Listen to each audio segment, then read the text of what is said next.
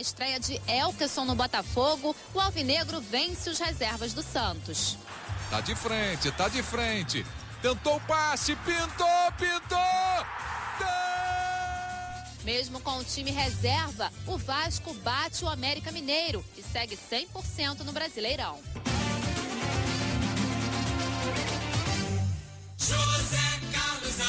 Alô, cheguei, boa tarde, amigos, começando mais uma semana do Jogo Aberto Rio e só falando do futebol carioca.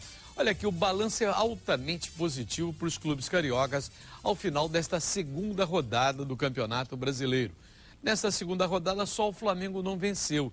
Empatou, mas o empate com sabor de derrota. Eu estava lá em Salvador e vi o Jobson arrebentar. Como sempre foi um grande jogador. O problema do Jobson era unicamente aqui em cima, porque lá embaixo ele é ótimo.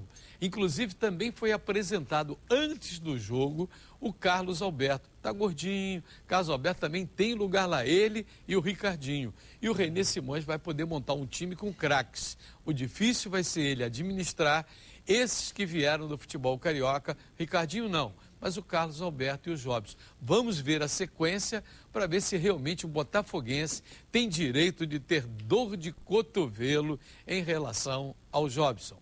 Primeiro destaque de hoje do Felipe Cardoso, comentarista da Rádio Globo. Olha, garotinho, a gente elege alguns monstros, alguns intocáveis no futebol do Rio de Janeiro. Um deles é o senhor Vanderlei Luxemburgo, que tem que explicar para a torcida do Flamengo o que ele vê no Fernando.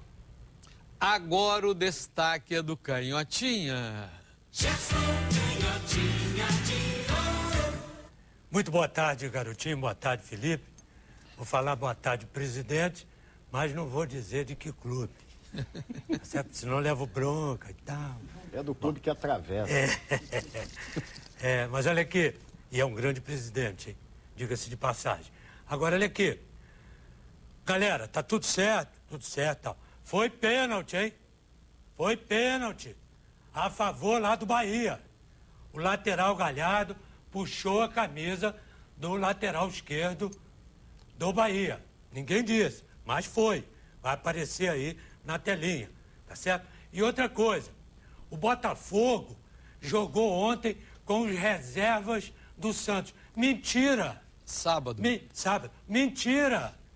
Porque o Botafogo ganhou e o Santos perdeu, que é o time do momento? Ué, faltaram quantos do Santos? Neymar, vai outro, lá do meio do campo lá? Elano. Ótimo. Os outros todos são titulares. E do Botafogo? O Herrera e o Louco Abreu. Isso não conta? E o Renato? E o Renato? Vocês estão de brincadeira, né, Paulistado? E o Muricy, para variar, saiu de mau humor. Agora o convidado de hoje, presidente do Botafogo, uma das maiores gestões do futebol profissional em todo o Brasil, presidente Maurício Assunção, obrigado pela presença. Boa tarde, parabéns pelo fogão. Eu que agradeço, estava devendo essa visita e fico muito honrado de estar aqui do teu lado, garotinho, do lado do Gerson, canhotinha de ouro, e obviamente do lado do Felipe, que insiste em dizer que o Botafogo agora atravessa a negociação. Mas tudo bem, a gente resolve isso até o final do programa. O Botafogo, segundo o presidente, não atravessa a negociação, vai subindo de patamar em patamar. E os reservas do Vasco venceram o América Mineiro, chegando à liderança do Campeonato Brasileiro. O Vasco está vivendo um momento extraordinário em duas frentes. Aline Bordalo. O trem-bala da Colina entrou em campo para enfrentar o América Mineiro com os vagões reservas. E mesmo assim não saiu dos trilhos. Também os mineiros facilitaram as coisas, derrubando Leandro na área logo nos primeiros minutos. Adivinha quem bateu o pênalti? O xodó da torcida, Bernardo, cheio de personalidade.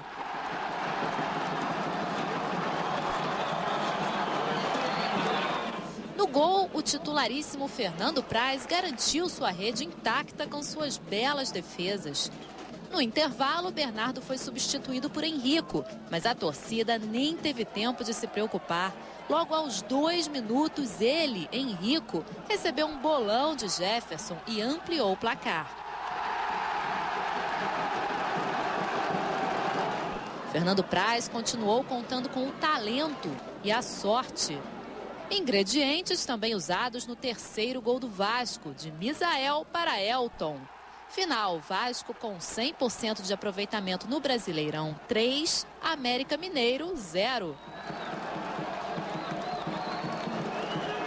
Próximos jogos do Vasco contra o Coritiba e o Coritiba. Isso mesmo, coincidentemente, entre uma partida e outra da final da Copa do Brasil, o Vasco vai enfrentar o mesmo adversário pelo Brasileirão. Tivemos determinação, tivemos talento.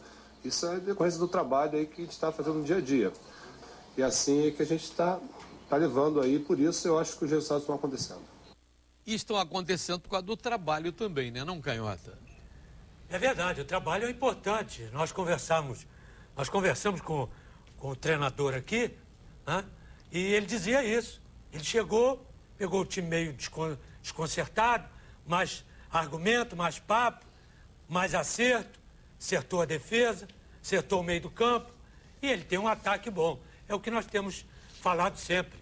O time do Vasco, ele tem um elenco bom, ele não tem um time bom. E quem tem um time bom nesse Campeonato Brasileiro vai tropeçar mais hoje, mais amanhã. Agora, presidente Maurício Assunção do Botafogo, um espião me bateu que o Bernardo esteve para ir para o Botafogo em determinado momento. É verdade? Foi numa negociação no início do campeonato, mas não aconteceu a negociação, não por conta do Botafogo que não quis. Na verdade, os números não batiam. E aí a negociação não foi concretizada. Então, é errado pensar que o Botafogo não quis o Bernardo, que o Botafogo sabia que o Bernardo era um jogador de potencial, o Botafogo sabia que o Bernardo era uma grande promessa do futebol mineiro, mas a questão foi de número. A questão basicamente foi número. Agora, pela experiência, pela visão e principalmente pelo equilíbrio, como é que o senhor vê, por exemplo, o Jobson ontem arrebentou 2 gols, jogou demais, ele joga a galera, é o xodó da galera do Bahia. O Botafogo teve, o Jobson deu tantas oportunidades a ele, mas chegou à conclusão que não tinha mais jeito, foi isso, presidente? Não, na verdade não. Na verdade, o Jobson está no Bahia por uma condição que o Botafogo colocou para o Jobson e para o empresário dele.